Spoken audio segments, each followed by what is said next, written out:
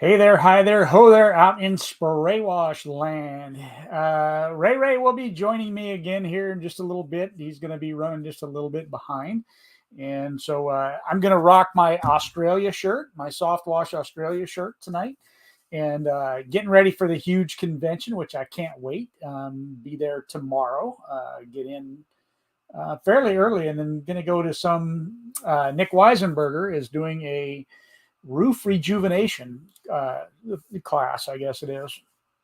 And so I'm going to go and check that out as well. And so again, Ray will be joining me here shortly. And I'm noticing that we really don't have a topic to talk about tonight. So I wanted to just kind of explore a couple things. And while I'm waiting for Ray here, I just thought, man, I had a thought that was in my head, and pew, it just, you know how that goes. Hey, Mr. Michael, we got the two Michaels in the house. Michael J and Michael Shane is in here. So today, somebody had posted about doing some oxidation cleaning on a roof, and I wanted to chat on that while I'm waiting for Ray to show up real quick. And it's kind of one of the important things about having different tools in your toolkit, right? So I don't remember what product it was that he was trying, and he was getting it, but it wasn't coming clean enough. And so, we did some texting back and forth, and he ended up going with some F13 gutter grenade and said it was working really, really well, especially when you're dealing with oxidation. Hey, Mr. Anthony, he's on here. We will be seeing you, I think, at the metal class. I think that's the one, right? Maybe I got that mixed up. Sorry if I did. Anyhow, so I guess the point to that really was that having multiple tools in your toolkit to do a job, especially when you get to something like oxidation. And a lot of times we talk about, on the exterior cleaning side of it, and we're always talking about soft washing, but sometimes you need to bring in a little bit of extra pressure and things to that nature. So going to kind of chat about that for a little bit while I'm waiting on Ray to show up. Because again, we have no real agenda or topic tonight. I am going to say that, of course, the huge convention kicks off this week. So I leave out of here and I'll be there. I think, like I said, I get in right at about 3:00, and then get ready for the very first night. I typically am not too available. I try to. I want to be ready. I feel like people paid to come to the class, and they need us to be sharp and ready to go. So if you're going to the huge convention and you're expecting for like a night out, before the classes and all that, that's not going to happen. I just can't, because for me, I feel like, people are paying us to come and give them a good quality education. And I want to be on top of my game to be able to do that. I feel like that's the right thing to do.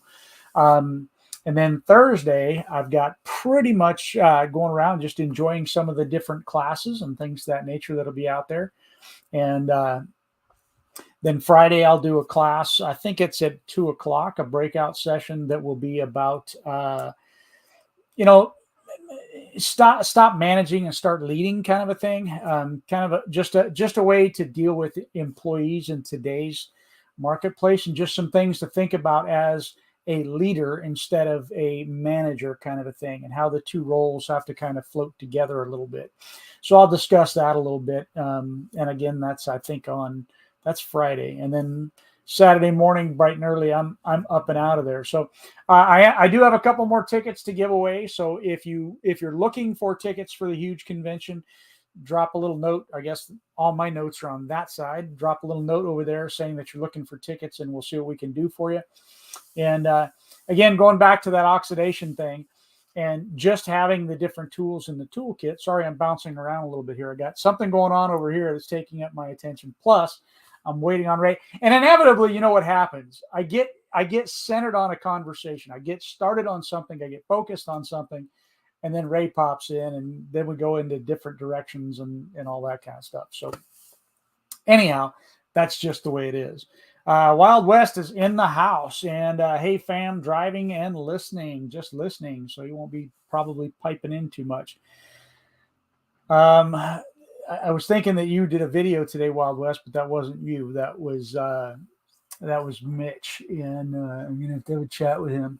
about some things, but I'm not going to here. Not going to do that here. But anyhow, so again, just getting into having the different tools. So the video that was showing was about doing some oxidation removal. He was scrubbing on it, and it wasn't all coming clean. It was really hard to tell from the video, but then I got some clarification, some backup pictures, and if you've got F13 gutter grenade, Gutter Butter is a really good product. Pat Clark makes that.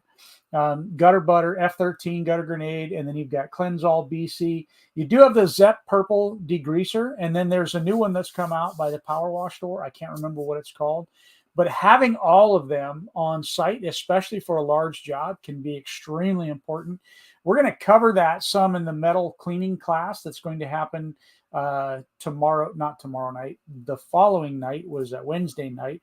That is going to be for pro members or paid members. Pro members get in for free, but everybody else has to pay for that class. Alan Paul, see you at the Huge, man. Yeah, I can't wait. I'm getting excited about being there. Last year I had to miss it because I caught COVID, and I was actually right at and I got a thought flowing through my head too about something that happened to me today that I'm probably going to share with y'all. But I was actually just getting over COVID, or was supposed to. When the Huge convention was starting last year, I was going to be at my 10-day mark, but I just felt like, I don't think it's right to show up after just having it and all that. And then as it turned out, that was the very first time I had COVID, and I was super, super sick. And so I couldn't have done the classes anyhow if I would have gone. So I'm going to talk a little bit about, again, waiting for Ray to show up. I'm going to talk a little bit about paying attention, and something that happened to me today. I'm working on a really large project.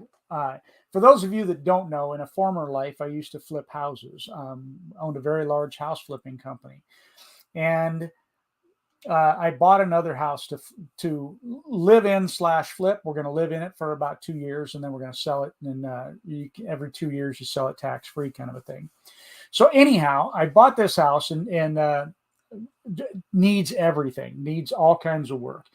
And one of the things, so we need to redo all the plumbing for the well, and so we don't have the water on there yet. We did get the power on, and just it's overgrowth like crazy. It's been raining here really bad. So I went ahead and cut a whole bunch of stuff down, got it ready.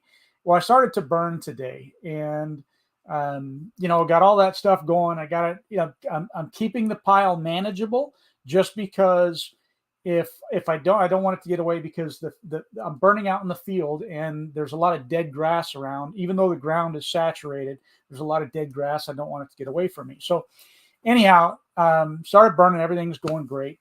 Well, hotter, I went and I took a break, right?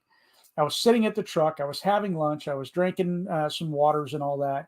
Well, it wasn't in clear view of where my fire was today. And the next thing I know, I just started seeing a whole bunch of smoke. And I'm like, oh, this isn't going to be good. I go out just in time to see the wind is fanning the flames across the field and right to this tree, right before it gets to the neighbor's property. And the tree just goes, everything underneath that tree just ignites like crazy. And I'm thinking, okay. And then beyond that tree is really tall grass that if it would have all started lighting up, luckily for me, it's dead grass, but there was also a lot of good green grass in there, so it didn't want to take off. The tree didn't end up igniting; just everything underneath it did, and I had to fight to get it to get it out, but I did finally get it. So there's that. And Ray's finally here. See, you came in at the right time this time. Perfect. What's going on? Normally you come in when I'm in the middle of something, but now this time I was at the end. So all right, good. Actually had it wrapped up, huh? Yeah, I don't know. Let's see. That's what I want to get into, build some quick capital, and then invest in the short-term rentals. Yeah, Jonathan, and I'll tell you, again, for us, we did that every 2 years. We would move, so we would buy, fix it, and then live in it for 2 years, sell it tax-free while we did our other ones. Because I mean, at the time, $50,000 tax-free was really nice, and sometimes you'd get more than that. But anyhow. Ray, why are you late this evening? I am late because we're getting ready for the huge convention. And as I was home and I had everything all set up, Tanya said, well, why are you setting this up here? I was like, to do our show. And she said, well, no, you can't do that because Finn's going to be way too preoccupied with you. He's already bummed that I'm leaving town for a week. Yeah. Load the car and blah, blah, blah. So she actually ran me out of my house and to the office. Well, that's a good excuse. I mean, for running you out of your house, other than normally where she just kicks you out and says, get out. Yeah, right? True. That's what usually happens. So, yeah. But yeah, I'm real excited and got the manuals, Carrie, and the plant and property box is always one of those things that gets real strange whenever you put it. They X-ray that box because of all the unique trinkets and. But we're not having the box this year, right? No, I'm bringing the box. I'm bringing the box shipped now. it to them. Yeah, okay, I actually it's going on my luggage with me. So. Yeah, it'll be fun. So I might get a free colonoscopy courtesy of TSA tomorrow morning, but we'll see. Yeah. So we normally go out to a grocery store and buy salt. Yes, because it's a big part of our discussion. And I don't think we'll do that because I don't think we got a car this year. I didn't get a car. I didn't get a car either. We may have to change that and get a car today. Or tomorrow. I decided I better button up this button because I was looking too sexy. Too sexy? Oh no, Michael! Good luck, buddy. I'll say a prayer for you tonight. That'll change the way you work a little bit right there. Yeah, Michael said that. What last week you said? I think last week or 2 weeks ago you said that. Yeah, that's got to be a bummer. But yeah, that you got to get that taken care of so that you'd be ready for washing. You got to keep washing, right? Mm-hmm. I'm looking forward to the hotel. I went to a Prudential real estate convention there probably back in about 93, 94, whenever it was a lot smaller than it was now. Mm-hmm. So that's exciting. They got like an indoor water park. Is that what I'm hearing?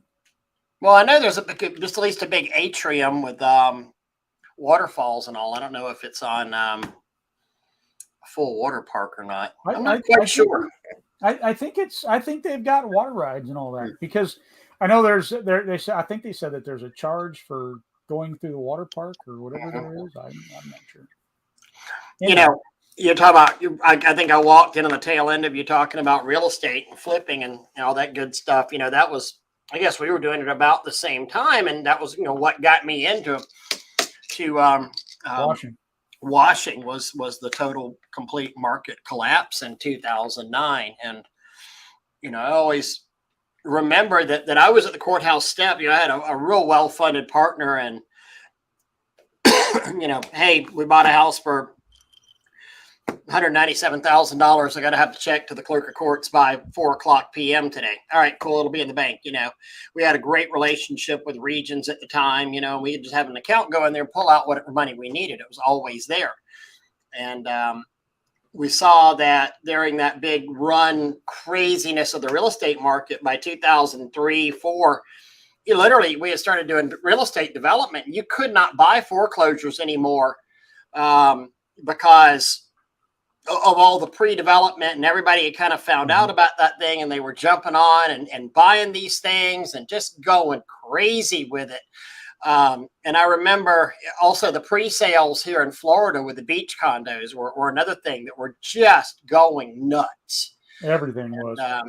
A bailiff that I knew up there. In fact, he and my dad served on a police force together. He was, riding out his 30 with the county and up there as a bailiff. And he said, man, I'm not letting you guys have all the fun.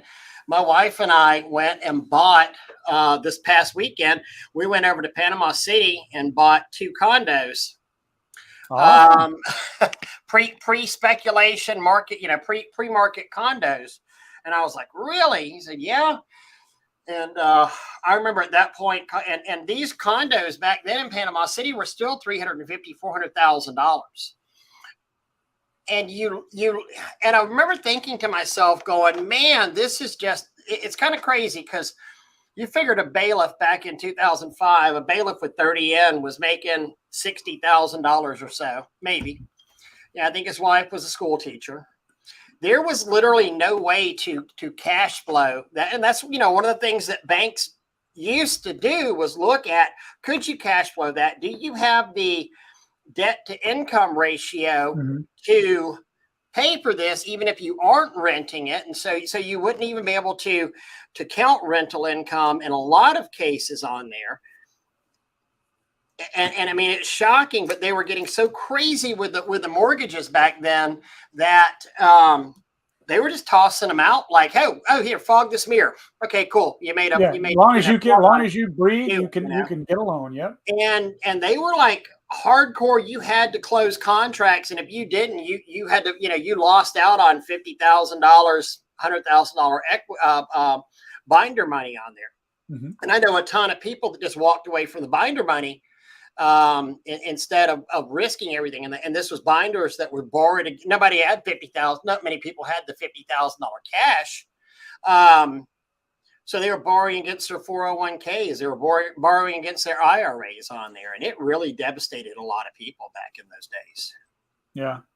I know for us, I mean, I still wish that we would have kept, I totally should have kept some of them as rentals, but we were just, I mean, we were buying 1, 2, 3 houses a week sometimes. Yeah. And, just going absolutely crazy. The crews fixing them, and, we'd get them on the market and they would sell. And, it was a crazy time. And, looking back on it again, had we kept them as rentals instead of selling them, money might have been a little bit tighter to a certain degree. But at this point, $100 million would not be out of. I mean, at what they're valued at now at this point, I mean, where we've seen double and tripling of values in some of the real estate is downright. Well, interestingly enough, a friend of mine that passed away, they sold his house, and he got, I think they got like $325 for his house, I think is what it was. And it's a house that at the time, I probably could have bought on the courthouse steps for $28,000. Wow. Kind of a thing. And so that's why I say, I mean, you look at some of the houses that, and now we would often buy houses for $100,000 kind of a thing. And that was probably the average price range, was probably around $100,000. But we bought plenty of houses in that 20, 30, 40, 50, 60, 70, 80, and then, up to the 250, 300 range even. So, but what those houses are valued at today is absolutely insane when you look at it. And it wasn't a very big house. I mean, his house was a 2-bedroom, 1 bath, and it sold for over $300,000. So, wow. Well, I mean, we're even watching it with my daughter, who, she decided to sell her house. We didn't like some of the things happening in the neighborhood where she was living. We helped her buy a house a few years ago. She flipped that house, made a goodly sum of money on there for, a 30-year-old woman, and now sat there and has, the market has continued to escalate since last November. And also rates have gone up, and has put her purchasing power. She had a purchasing power of 250. Now her purchasing power is more like 200,000 because of the rise up in the rates, and literally cannot find anything. So, hey, Todd, what's happening? Yep. And that's just it. If you don't get it, I mean, and I'm hearing people say, well, the market's going to come back down. It's going to come back down. It's going to come back down. I'm not betting and banking on that. Matter of fact, I'm betting and banking the other direction, to be honest with you. The National Association of Home Builders showed some downtrending for the last 2 months in a row, and they're saying it is eerily similar to 2009. Now, one of the big differences in 2000, the credit, I've heard a couple of interesting things.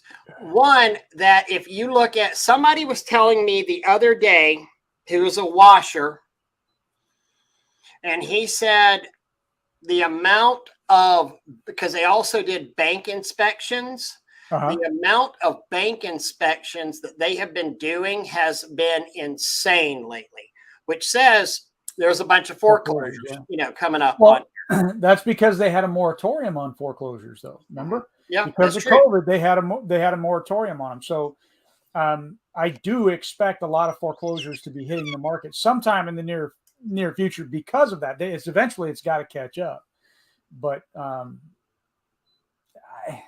I don't know. I still don't think the market's going down, even though that's going to happen. I mean, I could see it dipping a little bit, but I don't see it being a hardcore dip, not even remotely.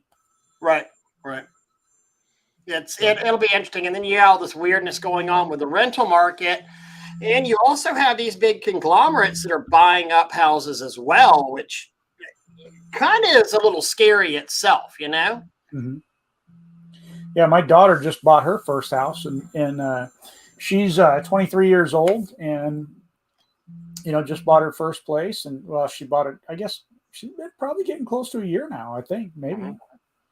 I'm super happy that she did that. But anyhow, and just so that y'all know, Ray's daughter is available. She's 30 and available, right? That's right. 30 and flirty. Just turned 32. Just throwing it out there. Absolutely. She's a workout freak. Hits the gym like every day now at 5:30 a.m. She's insane. Wow. Yeah. Y'all seen her on here before. Let's see here. Same position as Ray. Todd's. I like Daniel's comment. Buy bleach at $3.10 a gallon and sling it on houses for $2.50 an hour. Pretty good flip. Yeah. Yep. Todd saying they're the same daughters in the same position. And but that's the question, Jonathan. How will it correct? How will it make for people to afford a home? That's the interesting part there, because prices have to come down, and that's the weird part. The other side of it, though, is that it used to be that you could be a one-income family and buy a house. Now you pretty much have to be a two-income family, or you got to have a really good career, like a wash career, right? In order to be able to afford these prices. That's the only place where I see an issue with the correction side of it. Hold on. You got to hold on. And wait, Jonathan, thankfully, no. She has hair and she's beautiful. She favors her mom. So not me. Yeah. Oh, Lordy. There you go. So, but let's talk about something you had there. It's a common feature to so many things that we talk about, Doug. But this is why you run a business like a business. Yep. And yeah, you got to have a service type business to afford. And let's face it, by and large, people who figure out a service business tend to do very well. The carpet cleaners that I know that have it figured out do well. The pressure washers that have it figured out do well. The painters that I know that have it figured out do well. I mean, let's go down the list of service people that do well with their businesses. Yeah. Now, think about, for everyone that does well, there's 30 or 40 in any given profession that are not doing well. If you look at a lot of the groups, and I don't mean the wash groups, right? I'm talking about any group that you get into, you'll find a bunch of people complaining about how things don't work, or they're getting saturated, or, one of the biggest ones I always like to refer us to are the lawn mowing companies, right? Lawn maintenance, where you've got companies running around that have big 4-door Isuzu trucks, right? With this, $200,000 worth of truck and equipment. And then you've got other guys running around with pickups and trailers saying we can't, it's a saturated market. No, it's your view. It's your opinion. It's how you do business. Right. If you run a business like a business, there's lots of work out there. Well, and if you compare a guy with 4 people in a 4-door, a cab over a Isuzu, with $200,000 worth of equipment on there, and they crawl out of that truck like army ants getting all over a place, versus a guy that's pulling around his Simpson pressure washer, and you know, quite honestly, the guys that are the bigger company can afford to work for less Yep. than the guy who is pulling the Simpson pressure washer around, because they've got to make payroll. They've got to keep these people going. Now, they may not always work for less on things, but it And becomes they're just probably not function of providing the business. service. What's the that? level they're probably also not providing the same level of service. True. They're You probably can't. not. Right. And well, which one are you saying is not providing the same level of service? The big company. Well, yeah, I don't know. In a lot of cases, I think when you have, I mean, that's hard to say, because like with my company, I mean, if we set 4 guys on a house, I mean, that house got knocked out pretty quick, but the service was amazing, Yeah. outstanding. I would actually say, now you Pretty may not quick. have the personal service, you may not have the personal touch, but I Yeah. would actually say you got one guy on a string trimmer, you got one guy on edger, one guy mowing, and the other guy moving stuff for them. I don't know. I think their service might be pretty good, and Yeah. it gets done really, really quick, like too. Really You know, quick. as opposed to you know, the one guy that's out there. Yeah, that's true. And so, you know, and I've seen that with spray wash. You know, I go into some of these groups back when I had spray wash going, you know, guys going, oh, well, I'd be at $575 for that house. And I'm thinking, dude, we'd be knocking that mother out for $290. And I would do 5, 6 of them in a day on one truck. Mhm. You know, you can dream all you want to about these higher prices, but let's face it, the bigger companies can do it for a lower price and still be profitable doing And it. even be more profitable sometimes. Yeah. So have you noticed all the wash equipment that's for sale before early fall hits? Rusty, I have. I've seen a lot more wash equipment this year than I have in years past. I mean, a ton of it coming. And some of it's some pretty good equipment. I mean, I see full trailers with lots of, you know, good equipment on it. And I've been amazed that, you know, I mean, I'm like, man, I might have to get back in the business just because that's a good deal. Yeah. Well, I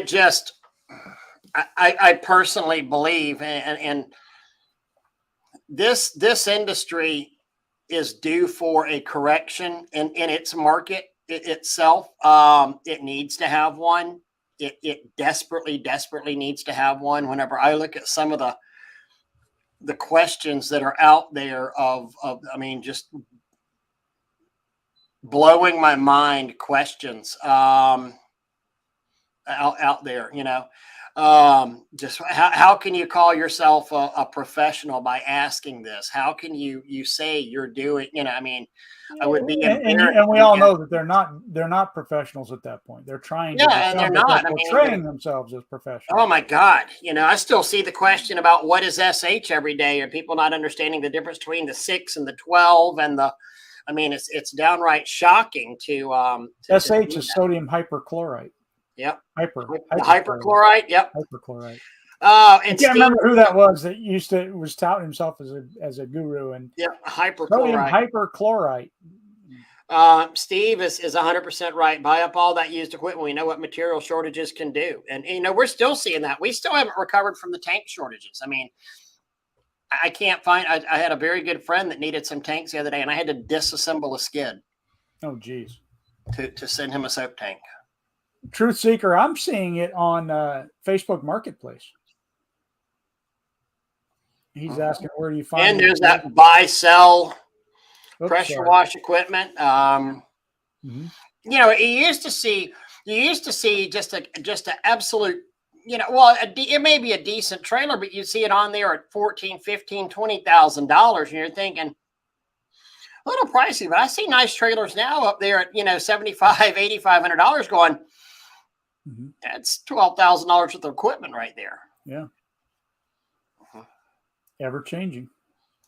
SH. Yep. SH. It's what we refer to Ray as sometimes.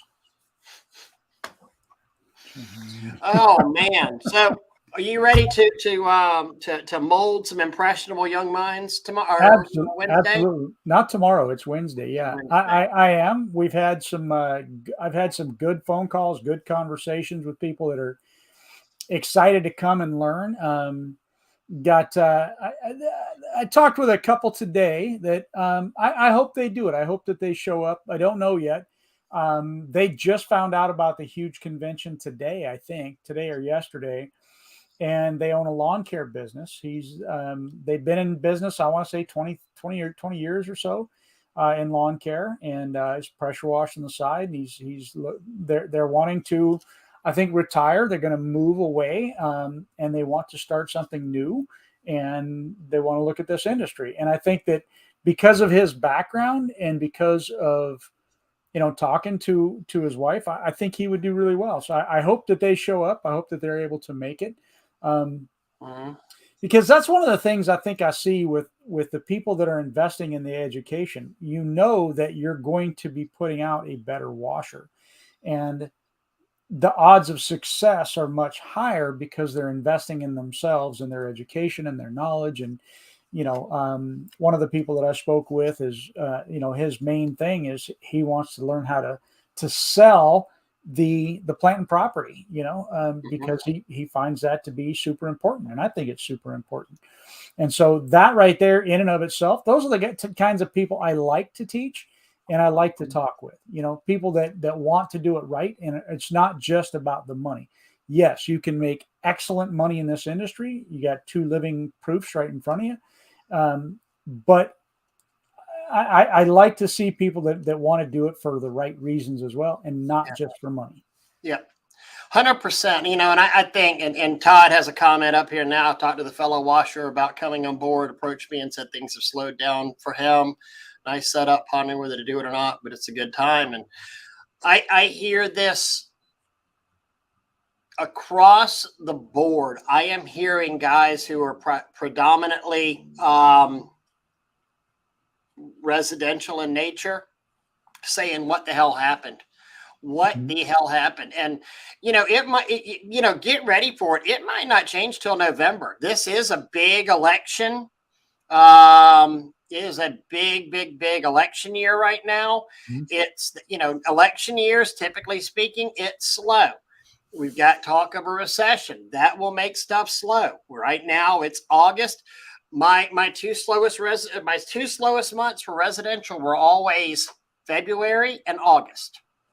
Mine were always January and February. December, January, February. I'm sorry. Kids are going back to school now. Ironically, August used to be an amazing month for us because of the colleges and universities and apartments here in town. But residentially, it was that, and I see, I hear it guys that I'm on the phone with. I hear it guys that come in the store. Everybody's sitting here saying this. So.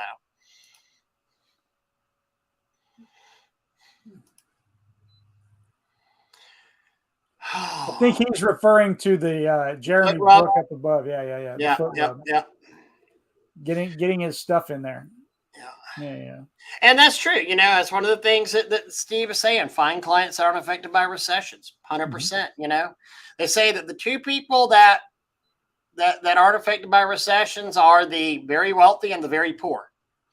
They don't really change their habits a lot. And the very poor aren't using our services anyway. If they are, they're seriously looking for the $49 guy. No, I mean the very poor, the ones that are renting, the ones in Section 8 property, the ones that are allowing the government to subsidize a lot of what they're getting already. So it's not necessarily changing their way of life. But in the very rich, I mean, the nouveau riche, the Bitcoin billionaires, they might be taking it in the shorts a little bit right there. Yeah. Well, when you look at all the money that's floating around and going in the wrong direction half of the times, I don't know, like a lot of times the guys, even renters, you were mentioning the renters. That's where I was trying to go with that.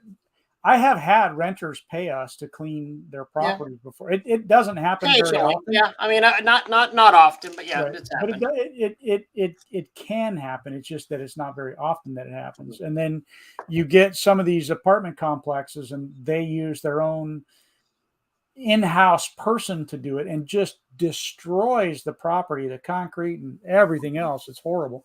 The apartment complex my son lives in is that way, where they've butchered all the concrete. I mean, all brand new concrete, and they just went in there with a 15-degree tip, and luckily it wasn't a 0 degree, but 15-degree tip, and just Zorroed it up.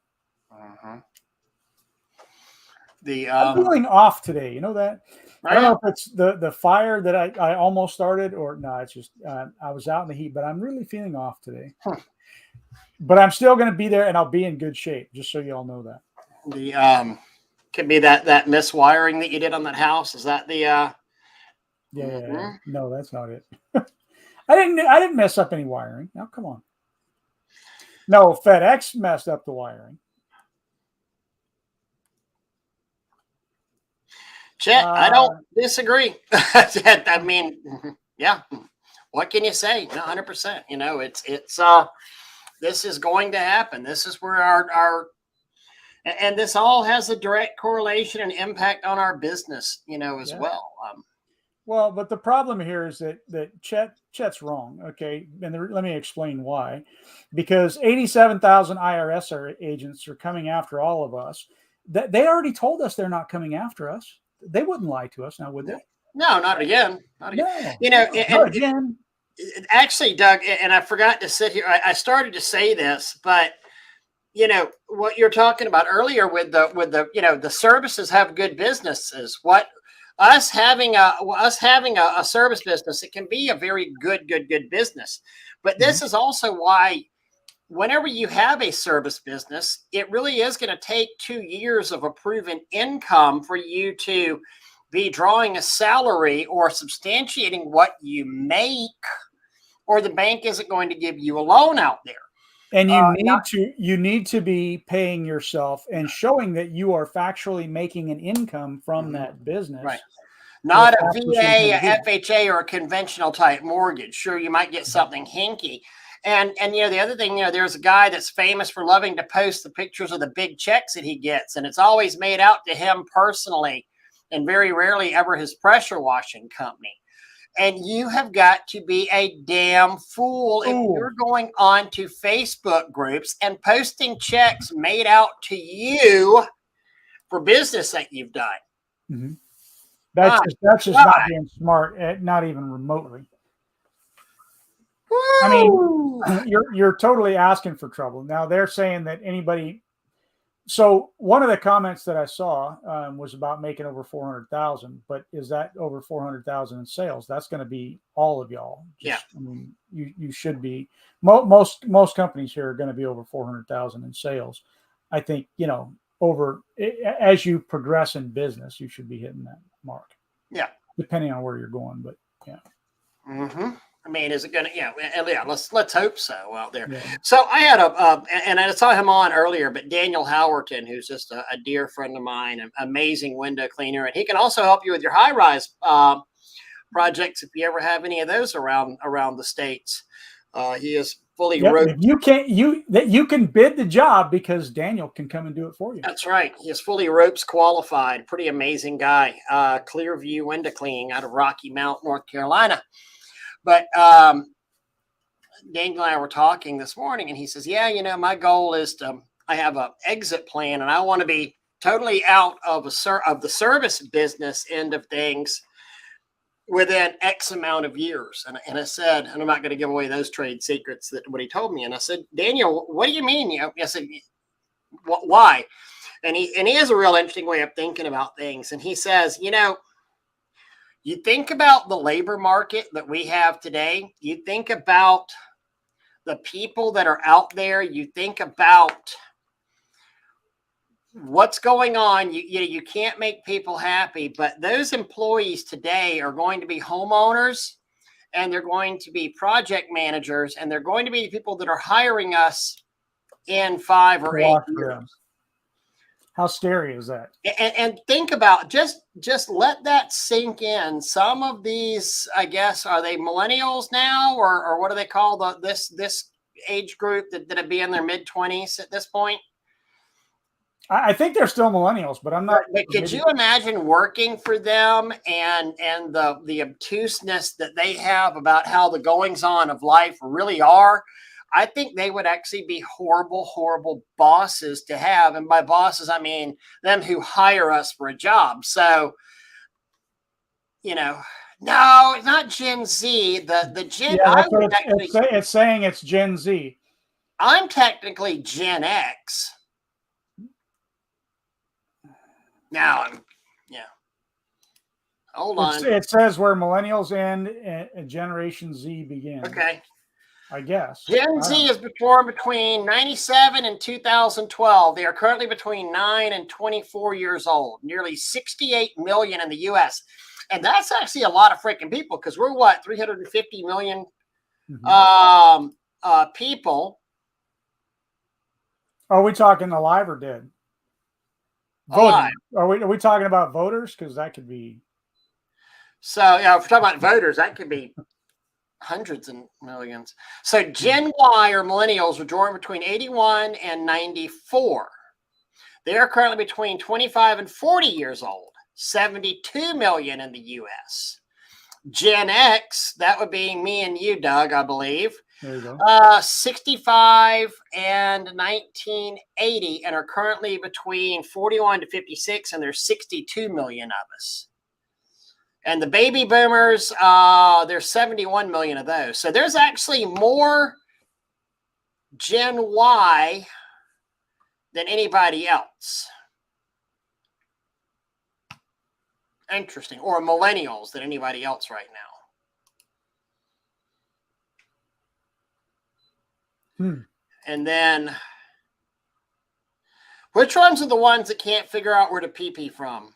Would that be the Gen Zs? I think that's the Gen Zs. Or is that the millennials? I think the millennials kind of started it. I mean, the millennials are between 25 and 40 years old. So between the millennials and the Gen Zs, they can't figure out if they have innies or outies.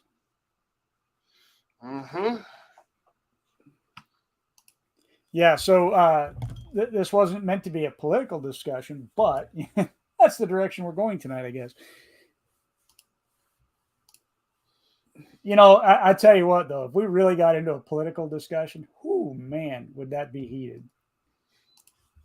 I don't really think it would be very heated. I think it'd be a bunch of guys out here just saying, yeah. Well, yeah. Because people that are most service business owners and not just washers, all are going to pretty much lean the same direction. So it's not going to be heated as far as, discussions back and forth bashing or whatever, that just more about the way things are going in society. And again, talking about you can't figure out if you got an innie or an outie and all these kinds of stupid things. And I mean, teaching 5-year-olds how to whether to choose their I don't get any of that. So and this is where I don't understand. Here's the thing. I don't understand. And the reason I don't think we can put it together, and I think I shared this with you, is that I don't have the mental capacity to understand their line of thinking. I really don't. I cannot understand how you can say the male female side of it. I can understand that you can say, this person's gay or this person's a lesbian or, whatever. I get all that. I don't have a problem with any of it.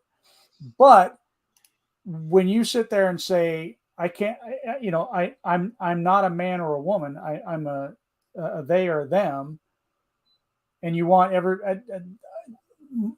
my brain can't process that. It doesn't make sense. Right. I just, I always think of, no, I can't even say that. I was thinking Andrew Dice Clay back in the day.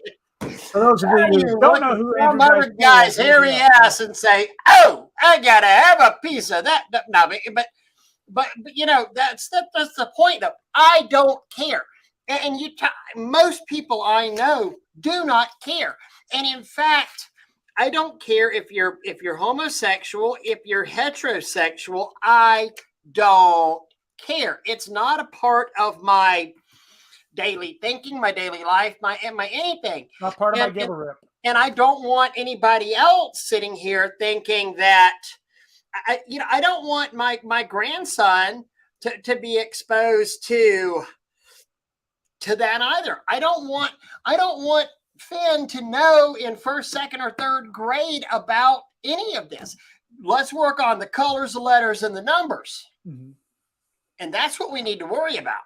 Well, there was I remember years ago, and we should have seen it back then, really, but they were starting to teach how to put condoms on in like grade school or something like that. And it's like, why are you teaching kids at that age? I mean, I guess in one hand I understand it, but on the other hand, I don't. That is really an impressive pole dance. I got to tell you, that was impressive. Where is that, by the way? Oh, it's the damnedest thing I'd ever seen, Doug. Sorry. And I'm sorry, I didn't mean to just. Where was that at? Why do they have a pole that, right in the middle of their thing? So we're actually at a place in Blountstown, Florida, about 60 miles over to the east, west of us. And some very good friends. They were having a fundraiser, and some very good friends of ours. They're restoring an old building downtown. This massive concert venue, and keep in mind, Blountstown's a small town, and it's really on the straight and narrow. And so this is a little room off to the side of that event hall where they had all the food at.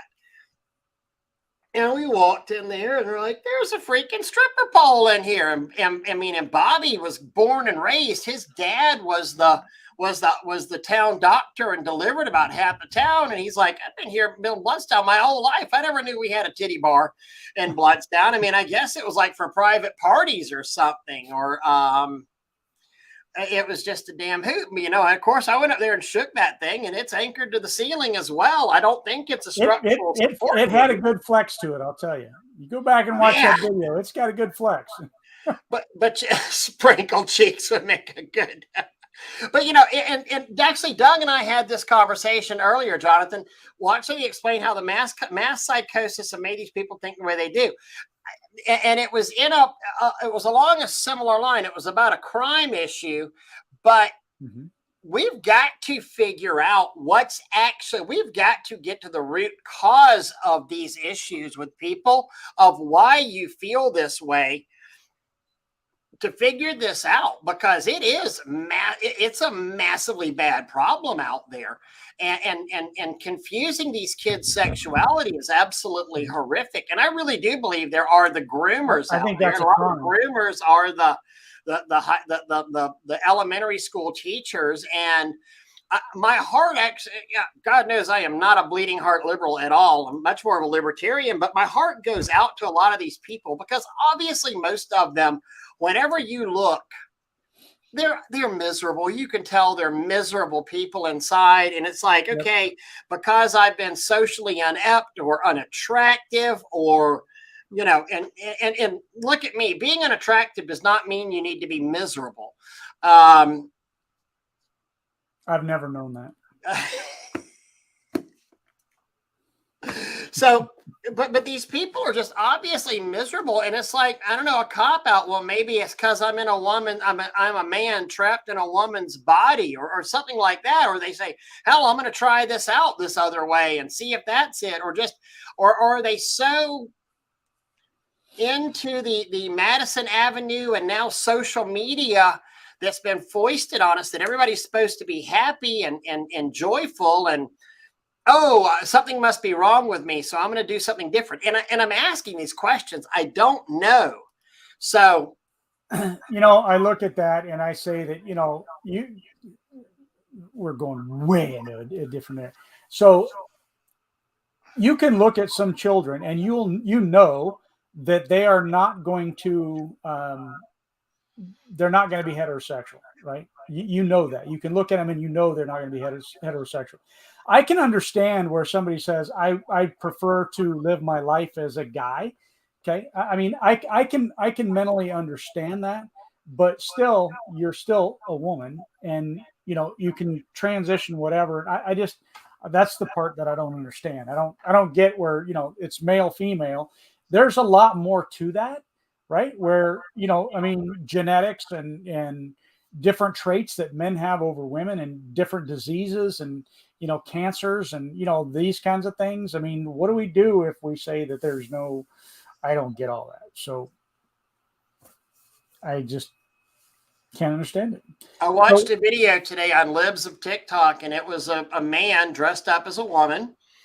And he was, you know, a very effeminate man. And he was talking, he's so excited. He was at the university, his makeup was all done up real pretty like. And he was excited because it's sorority rush week at University of Alabama. And it's sisterhood week. And I'm thinking, you're not a sister. You have a penis. I just, you know, God, that would make a college rush sorority house uncomfortable as hell. It seems like, especially like, you know, whenever you hooked up with the fraternity and those are your partners, you know, for the dances you put together. It's like, okay, who gets a tranny? Not it. I don't know. I mean, and yeah. What they're going to end up doing in the military scares the dickens out of me. I mean, you know, all that. I mean, how are they supposed to deal with that on that side of it? I mean, you just know. I want to address this thing with Jeremy, by the way. You know, your rentals and short-term rentals, can you really get a great ROI from rental properties? The minimum ROI should be 100 and things. You know, I wouldn't say a minimum ROI. I mean, it should be your minimum ROI should be a percentage, Jeremy. You know, I think on really anything you do, and in your washing business, real estate doesn't matter. On a $2,000 note a month, that's not a really good ROI. I mean, you're not. That's 5% ROI on there. And, you know, if anything goes wrong, if you have something break that you're replacing or fixing. You know, so you've got to add those things on to your ROIs and have some reserves for that. So I'd say your ROI versus a fixed number should be. Now, if you had $1,000 cost and you were doing $100 a month, you know, making $100 a month over 1,000, now that's 10%. That's, you know, annualized out. I think when you're looking at real estate like that, anyhow, you should be looking at not necessarily as short-term rentals, but as long-term rentals. Because that's where you're making your money over the long term, not necessarily the short run. So you end up with a large wealth at the end, but not in the beginning. But if you're, I completely agree with Ray. I don't think you should be looking at it as a dollar figure. It should be a percentage figure, right? You should be making a certain percentage of that. And if you're making 5%, I don't think that's a smart money move. 10% or better is to me is where you should be at. The higher, obviously, you can get in your percentage, obviously, the better. But you do have to think about all of those expenses that you will eventually run into. Mm-hmm. And so, if it's making $100 a month, I'm going to say you should have a minimum of $100 a month per rental going into a side kitty that is for repairs. Okay. And wait until it gets up to a certain dollar amount. So if you were only getting $100, you're at break even. And then Airbnbs are a very, very good idea as well. That's one of the things that our friends who we went in Bluntstown with, he just bought a trailer park and it's a nice trailer park. And they're making the trailers in there Airbnbs and short-term rentals on there. You also, it's nice because you follow a different set of laws with the Airbnbs. You're under more of a hotel law than you are a landlord law. Mm-hmm. And he had one tenant that did not pay, and it wasn't a lengthy eviction process. It was like a 72-hour eviction process. It was like you were defrauding a hotelier, or however you pronounce that. And that judge put his ass out like that, you know. Yeah. It was a That's true. If you look at short-term rentals, I guess I wasn't looking at that as the Airbnb side of it, and that's something that I've looked at as well. Yeah, we're talking about maybe buying a cabin, you know, up in Tennessee somewhere, and using that as a getaway and as an Airbnb type, you know, rental. Right. at the same I mean, time. we do the Airbnbs a lot with as much as we travel. I mean, that's something that we started doing. Seasonal rentals. When we went down to Belize, I think everybody that has a condo in this one area, you can either rent it by the night, by the week, by the month, by the quarter, even if you wanted to. The good side of them too is that you look at it. I mean, they can be incredibly cheap if you are, like if you're having a big family gathering, right? Like let's say you got 3 families coming together, you can rent a pretty good sized place for the entire family, and it really doesn't cost you that much when you are sharing it, right? And yet the person that's renting it to you is making good money at it. So I mean, we've done, like, we were up in the Salt Lake area, and we did an Airbnb. We're getting ready to go to Las Vegas. We're not going to do an Airbnb this time, only because I don't know. We just decided not to this Probably round. too many good hotel deals. There, yeah, it really was. Vegas. And 100%, you make your money when you buy something, not when you sell it. It's not a lot of times what you sell it for; it's what you paid for it. 100%, 100%. I've been in dealing with real estate for a very long time, and the best deal I ever got, I purchased 2 years ago. Surprised the heck out of me. Your commercial place. Yeah, my building. Amazing. Yeah. Yeah, my return on investment's amazing. If I could do those every day, I'd only buy like I'd buy as many of them as I could buy. But yeah, buy two a year, and just boom. Yeah, absolutely. Yeah, if you play your cards right and you do stuff right, and Emma, I tell you what, that we'll take this discussion into just saving for the future. If you're not doing that, if you're not putting something away right now, I mean, I think you're missing the boat.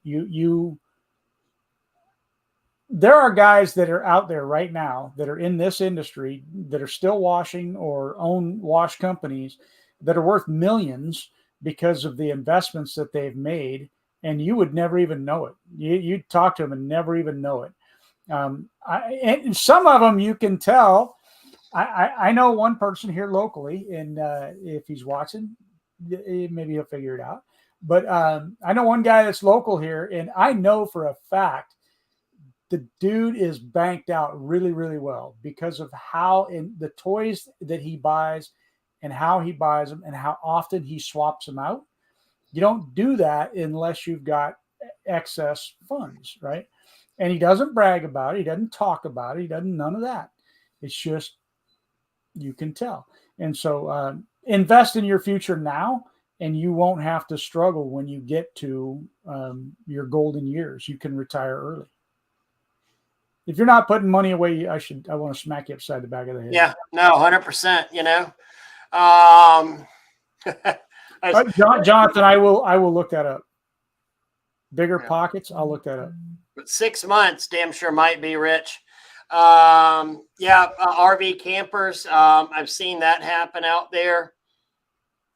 Here's another one that's coming out now, talking about, just with the insanity of the sexualization that we're seeing, Doug, is right here. The understanding resilient strategies among minor attracted individuals. I've actually seen that. And then the bottom name is can't expect God to do all the work. But I've actually seen multiple things on TikTok, on the libs of TikTok, a Twitter feed that I follow, and it's a thing now where you've got pedophiles, and they don't want to be called pedophiles; they want to be called MAPs. I heard something about that. Persons, and they're trying to basically explain them away. And this is totally normal to be minor attracted. And some of them are minor attracted to very young people, and some are minor attracted to preteens, and some are still minor attracted to teenagers, but they're under 18. Yeah, that's one. Katie, if you're watching, I love you. Just so you know that. I was a minor attracted person once. Yeah, you were. whenever I was 15, 16 years old. My God. Oh, I tell you, it has gotten so stinking stupid crazy that I'm going to look that up what Jonathan's talking about, just because I'm curious on that side of it now, going back that direction. Don't ask why children need to see drag queens. Ask yourself why drag queens want an audience of children. Absolutely. food for thought. You got all the memes rolling tonight. That's good. Mm-hmm. He's looking at, I get to see the background, right? He's looking at thousands of them. Pick and choose, buddy. Pick and choose. There you go. Throw them out there. Oh, that's what's only old guys will know this.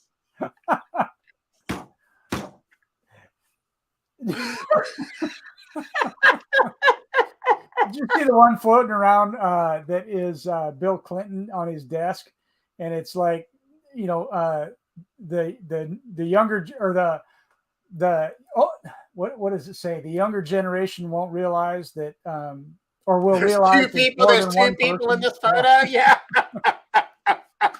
Because he's sitting at his desk with a big old smile on his face. Yep. Absolutely. Hey, if anybody needs a ticket to the huge, Big Ben is saying that he had one of his employees bail, and so he's got an extra ticket. Plus, we have extra tickets here at the Spray Wash Academy. Send me an email, Doug at spraywashacademy.com, or send it over to who was it that said that? Big Bend.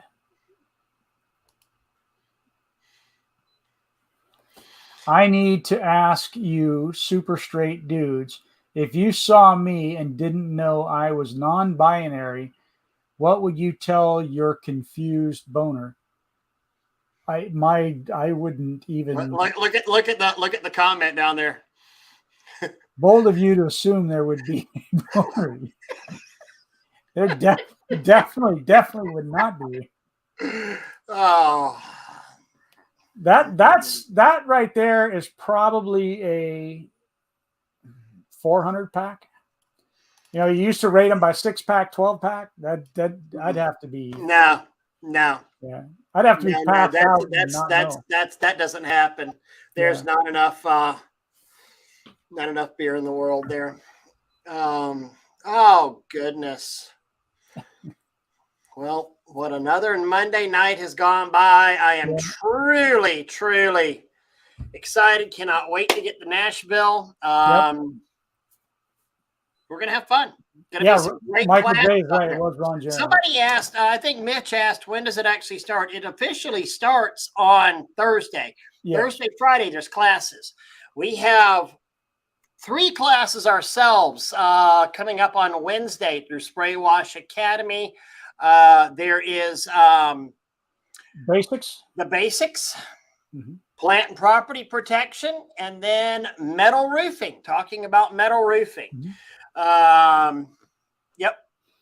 And that's going to be on Wednesday. Yeah. I think Howard Partridge is having a phenomenal class as well. So those are the pre-show classes. I think there's three pre-show classes, aren't there? Yeah, I saw somebody doing something technical, and I'm not quite sure what it was. So, no, Jonathan, those the regular ticket does not get access to the spray wash classes. If you're talking about the huge convention ticket.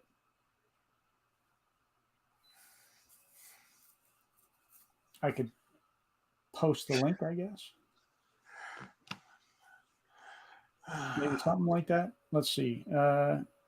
In as we head out the door, I'll post that link. And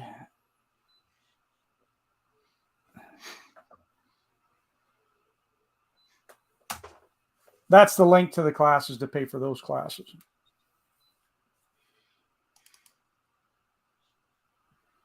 I think we should sneak peek at some of those dance moves. That's what I think. No, I've done that once. That's no. Oh goodness. Ray, it's been real. It's been fun. Oh my God! Hold on, I just found it.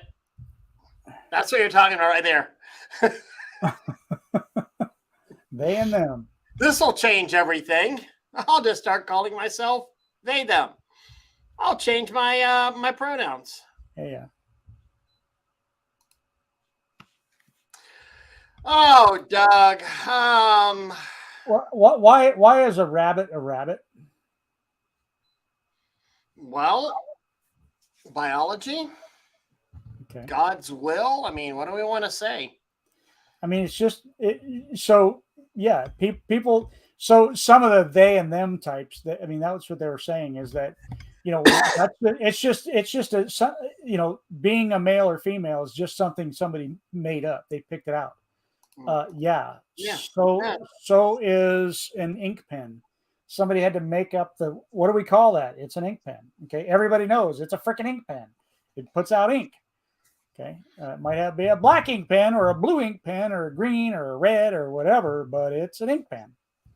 And it has colors. So there you go. Yeah. It still identifies. Well, I mean, that thing you can't assign, I don't know if it's sex or gender or whatever. I mean, just ask, the farmer that bought, a bunch of roosters and a bull. He never got any eggs and his milk tasted really, really funny. However, the bull was more than willing to get milked every morning. Ray, Juan is asking, how much is the slim 100-gallon tank? The slim 100-gallon tanks are typically about $300. I'm out. I don't have any. So maybe in the high 200s. But yeah, that's typically where the prices is. That resin charge is one of those things that we never know when they're going to come in. If you can find a tank, get it. That's something we're so behind on right now. Oh, goodness. Man, excited to see y'all at the huge convention. See you here in a couple of days. It's going to be good to teach again. It is. We didn't get to really do it in the spring. Well, we didn't get to do it in the spring. You missed last year's huge. And then a lot of the stuff was closed up earlier that year. Yeah, you're on a little bit of a hiatus from it. Yeah. Exactly. And Juan, if you want to call in and holler at the front desk tomorrow, they'll take your name down, put you on a list, and I can call you when we get tanks in. So that's about the only way we can do it. I can't really reserve them because I literally never know when they will come. Never know. Yeah. Henry, same place where mine are. Oh, but I did get your solenoid in. Doug, see you tomorrow, buddy. We'll see y'all. See you at the huge. All right, bye. I'll call you when I hit that place, Nashville. There you go. All right, bye. See you.